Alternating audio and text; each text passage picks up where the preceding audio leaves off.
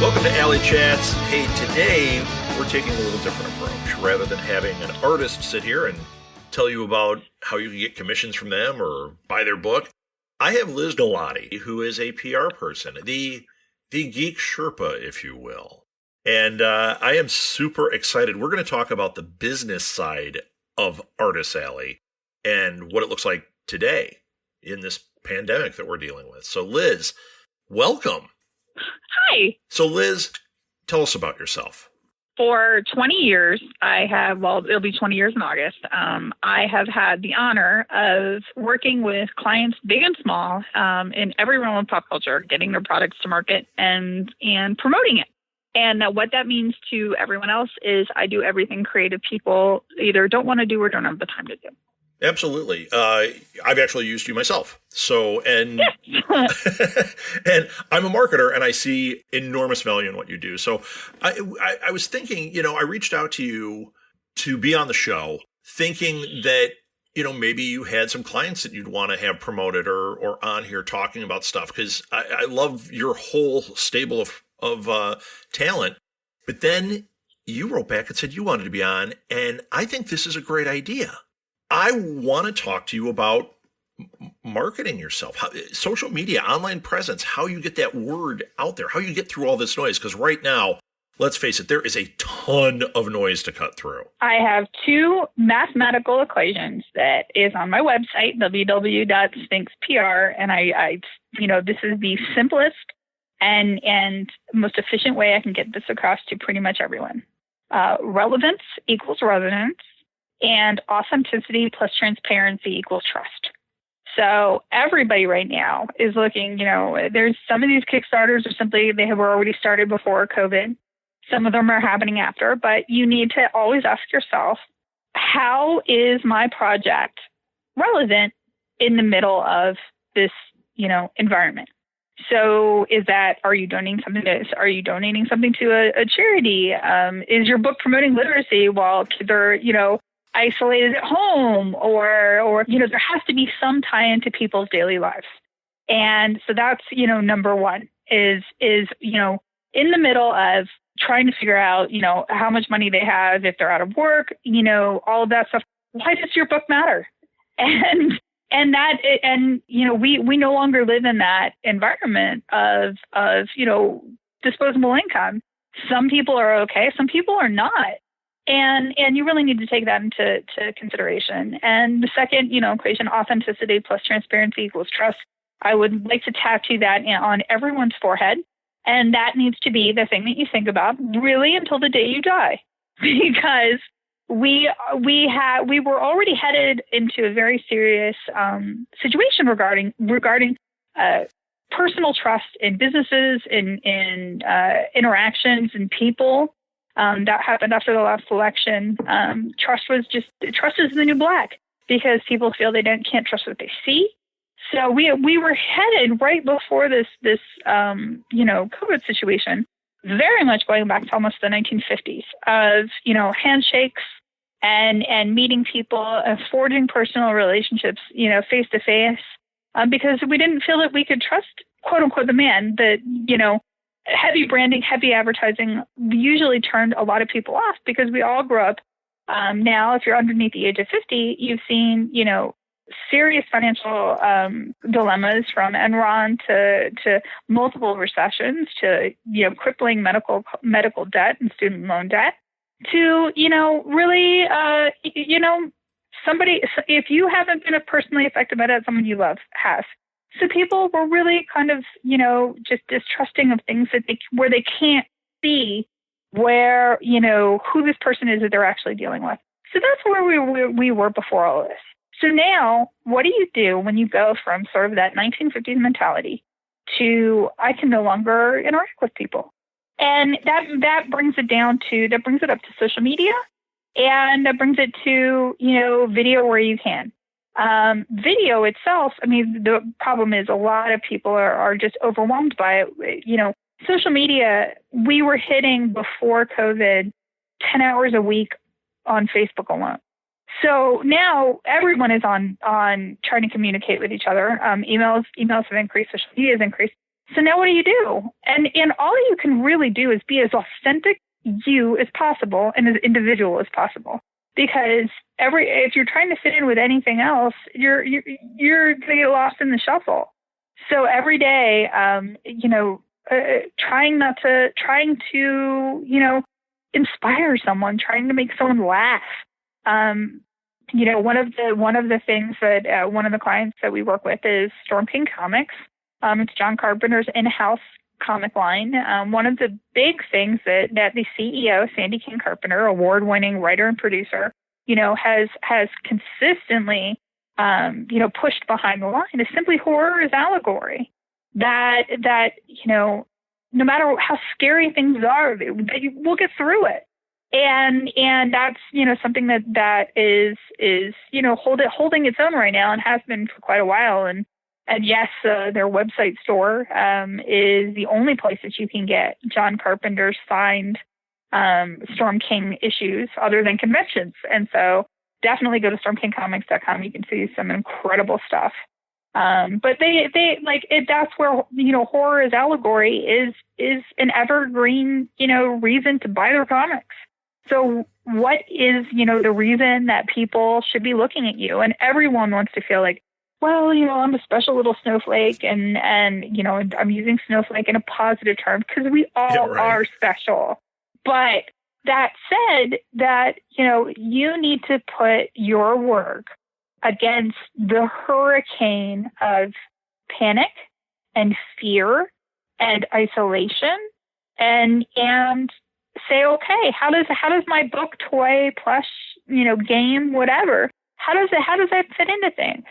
And this is going, the reason I think people really kind of struggle with marketing is you have to take an honest look at what you're doing and how other people are reacting to it. And I have great respect and 20 years for the creative process. And I think that often requires a level of self-awareness that most people aren't really uncomfortable with. And so like when people, wind up working with me, again, my website, Sphinx PR, one of the big things is it's not, what I do is not voodoo. It's not, magic. I am an editor for your brand, where you would hire an editor for your comic to kind of, have an outside person looking at how the story, develops, how other people are going to look at it, maybe more efficient ways to do things or arrange things. That's all I do. It's the same thing.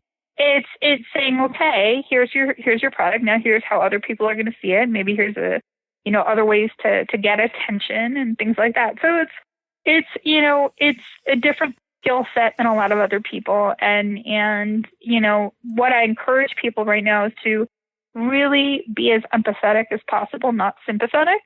That yes, we can all be sympathetic and try and help our community and encourage, be there for people who can't get out or who are immunosuppressed right now. But that's like, it takes another level, and it might be a little too scary right now to be empathetic, but to be like, okay, what does it feel like to be maybe a young comic fan a child who's home trying to navigate, online, teaching platforms. I've talked to a couple teachers that, we work with, and basically most of them are saying that there's about a 20%, about 20% of kids are getting their homework done. Everyone else is like, I'll log in to basically say I'm here when roll call's there. But, these kids, they don't know what's going on. All they know is mom and dad are scared. And they can't leave the house. And what do you mean they can't go to school? And now they're supposed to log in? So maybe, your book is something that can, entertain them or make them, feel a little bit, more powerful. So that's where people really need to kind of you really need to put your feet in other people's shoes right now. I agree. I think that now we're going to get all markety here. I think that you also, if you're somebody, a creator, you need to look at what your actual value is. You're talking about how you figure out what is the value of what you do and how does that fit into the big scope of things. And then how do you deliver that message? Because let's face it, you may do, I'll give you a great example. I'm going to give you a great example. I don't know if anybody out there knows who Art Baltazar is, but you will because he's going to be a guest on this show soon. And Art really understands what he brings to the table and delivers value from it. He does kid-oriented comics. He has a great style. He delivers a message. He has fun with it. So what is he doing during this? I mean, yeah, he gets a contract with DC, or he gets a contract with, whoever, Dark Horse, and he does some books for them, and then he has his own comic line. But every night he's on, I don't know if you've seen this, Liz, but he's on every night doing a live draw and just talking to people and like having fun with it, making it so that it's like, hey, this is a safe space where your kids can watch a real cartoonist drawing live, maybe from suggestions that you've given. And he's talking with you and he's being funny and he's being fun and he's being genuine. I mean, Art is a genuinely good guy. Yeah. And he's demonstrating that value. And I'm telling you, it's worked on me. I share his stuff every night because I'm like, hey, if I can't watch, at least I want my friends with their families to be able to watch this because it's awesome. So knowing that value is important. Knowing the value is important, but you also brought up a really thing is for the first time, most of us are feeling our supply chain and where our worlds come from. And that could be everywhere from food to media to all of those things. So, we need to bolster up our supply chains. And if that's pop culture media, which like Lord knows for me, hell yeah. We have to, as everyone now is kind of trying to get the word out about things, we need to always focus on the signal and the noise. And right now there's a hell of a lot more noise than there is signal. So maybe, your project isn't, obviously you want to promote yourself, but maybe the best way to promote yourself is to band together with someone else. And promote others and build community that way. Yeah, I agree 100%. Well, and one of the things that's come up is right now, and I encourage people to look at this. We all love comic books. We all love, look at comic book retailers right now. Comic book retailers, if you look at them, they're kind of it's one of the part of the supply chain that if there was anything I really I'm kind of feeling myself personally. If you look at how these things are made, how these things are promoted, et cetera. In any other industry, the purpose of a comic book retailer would be considered basically what a focus group is in mainstream production. That in any place else, people spend thousands of dollars to interact with a focus group and get feedback on something, before a product goes to market and feedback and they tweak it and all of these things. Well, comic books, we don't do that. So what we do is for, a very small amount of money in comparison, you put out a book, you see if the comic book retailer will tell you almost immediately if they think it's awful and or if it's just simply not selling. So you get feedback in that regard. And that is how we do focus groups. And the reason I bring up, specifically the comic book retailers is I think that's the part of the pop culture supply chain that is the most vulnerable right now. While all of us are sitting here at home, binge watching stuff, the majority of the world does not realize that Lock and Key, October Faction, coming up tonight, Vagrant Queen, we're all based off comic books. What does our world, what would we be binge watching right now without comics? Yeah. So, good point. And that all starts, and all of those books started at a comic book retailer shop. And right now, those retailers, are the major distributor is having shutdowns. And so it's like out of all the pop culture genres that I deal with, and we deal with all of them, that's the one that I'm feeling it the most, where I'm just like, oh man, like we need to lift them up. So, I highly comicshoplocator.com is a great website to find some people. One of our other clients right now is Chimera Press, where it is every book is made by women for women. Also guys, really it's made for guys too.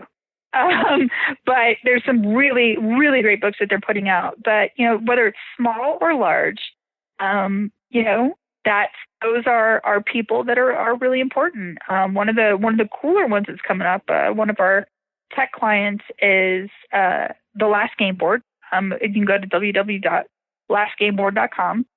They are basically creating augmented board games and augmented digital board gaming, where it's like the Game Board One can house hundreds of games, which you can either download or stream, kind of like Netflix.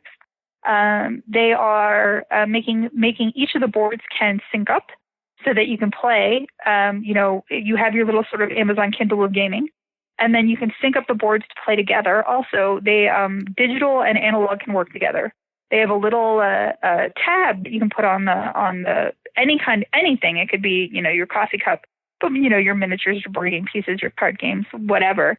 And the board can sync up so that it can feed off the information. So you can take a wizard from one D&D game and then go play, and it can you can have like level 5. The specialties, etc. And then you can take that piece and go into a completely different game already with the information.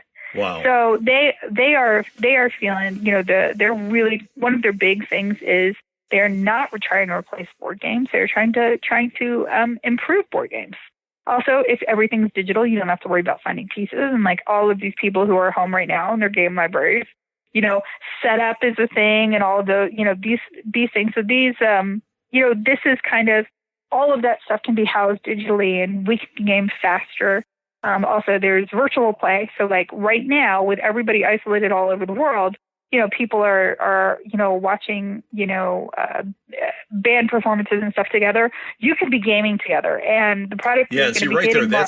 That's a big thing right now, and I'm seeing people write about that. This is a perfect product for that. So it is, and they know their value. They know where they are in the market with that. Well, and they know their value. They know the market. It is not going to hit the market till probably the end of the year. One of the things that they're starting to do, though, is they're launching forums so people can find each other online to play even online together. Oh, that's really cool. Yeah, and even that's where even the game is in its market. Like there's nothing. Well, yes, you can pre-order the product, which we encourage everyone to. But like right now, today, like.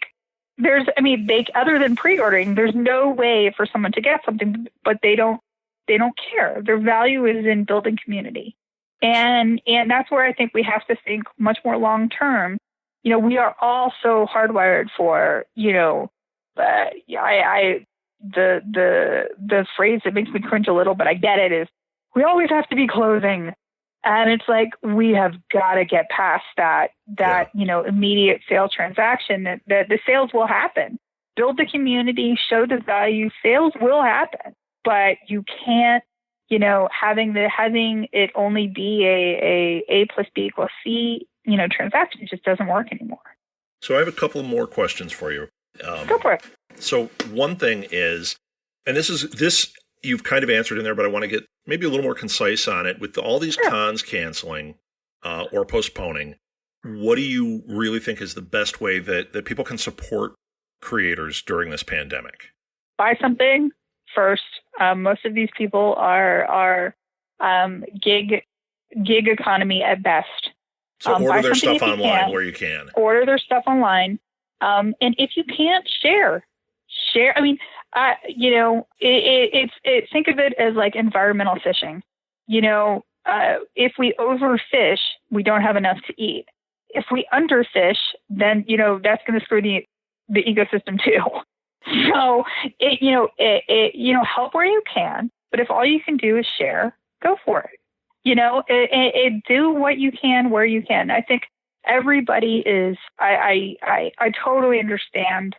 I feel it. I'm having a good day today, but, there's the days where I'm just like, oh, dear God, how do you manage this? But we all can only do what we can where we can. So if everybody is getting really overstressed about, I've been home for 3 weeks and I haven't learned a new language. I haven't done enough. I don't feel like I've achieved enough or helped enough. Dude, we are going through unprecedented struggle. Stop giving yourself shit. Like all I could do to help somebody about 2 days ago was I put a note up on my front door to our delivery people that they rocked and they will always be essential to me. And, that's all you can do some days. So try and help if you can. I mean, one of pay attention to the industries that you love. Pay attention to changes where you can, and then see how your daily life can fit in to help that. And that's it. It's not, everyone share where you can, promote where you can. But at the end of the day, please, for the love of God, wash your hands, stay safe, because these industries, like, there's no industry if nobody's left. So exactly. So, I find it hilarious though. The people who I think are struggling the most are also the people in pop culture. And I'm like, can you please read your books, like play your games? You've been training for this your entire life. Yeah, right. Right. Well, you and I were talking before we got on here about all of this. And it's funny because, like my wife said, we're built for this. Like, this is our time. You work from home, you create, you build people up. Like, this is all we've done. But now we have an excuse. So lean into it. And everybody should lean into that, Yes. and don't spend all day reading all this garbage, because it will make you crazy. Yeah. And stick to the news sources that are legit, CDC, the authorities on all of this, pay attention to your local authorities for sure. But at the end of the day, the thing that we're all feeling is not isolated. The thing that we're feeling right now is the vulnerability of the connections that we have. That it's not a question. I mean, I don't know about you, but I've had more people like check in on me, like make sure I'm okay. And I'm like, dude, not really. Just like you said, I work out of the house. Like, nothing's really changed for me. And also, I never have time to go out. So yeah, well, I think communication has gone up. I think that's all it is. Like, communication has gone up, but it's because it's not a question of isolation. We feel the vulnerability of our connections. Right, exactly. I think that's well put. Yeah. And so, like, this is a panel I recently did, I started it off with very simple. All great adventures start with a couple friends, and a game or a book, having some drinks around a fire, and that becomes a tavern, and that becomes a quest, and that becomes, a story. And this is the beginning of our story, and make it a good one. Lys, I'm going to end it there. That was beautiful. There you go. Lys, thank you so much for being on. I hope people really heed your words. Before we go, one more time, give out where they can get in touch with you, what social media you want them to reach you through, and let them know how they can get involved with you. Okay, cool. It's sphinxpr.com. Definitely, that's the first place. Lys, Lys, at sphinxpr.com is my email. Sphinx Publicity is my Twitter feed. My Twitter feed sucks right now, so there's not a lot of people there. My Instagram feed is also Lys Galati. My Facebook is Lys Galati as well. Reach out any way you want. For everything that I said in this interview, there's usually about 80% of other things. So, I am up for any scheme, any idea, anything that someone has an idea for how we can help people. That's literally our jobs right now, is how can we help people? So I'm in. Yeah, I want to hear from you, and I want to help. Thank you so much for being on. I am proud to call you my friend. Thank you, Lys. Oh, ditto, man. Ditto. You can find Alley Chats on Facebook by searching for @AlleyChats. You can also visit us at our webpage, smgpods.com/AlleyChats, for links to all our episodes and other cool stuff. One easy way to support our show is to rate and review Alley Chats wherever you listen to your podcasts. Those ratings really help us out and help others find our show as well. Alley Chats is produced and edited by Rob Southgate for Southgate Media Group. Be sure to subscribe to Alley Chats because you definitely don't want to miss an episode. Thanks again to our affiliate sponsors, Hunt-A-Killer, and Tweaked Audio. Links to them are on our webpage and in the show notes. This wouldn't be possible without them. Our theme song is by Benny and the No Goods. Check out their awesome music at bennyandthenogoods.bandcamp.com.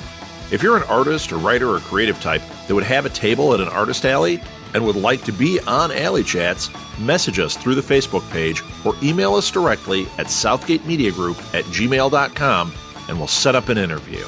Thanks for listening, everybody. We'll be back tomorrow with another fantastic show.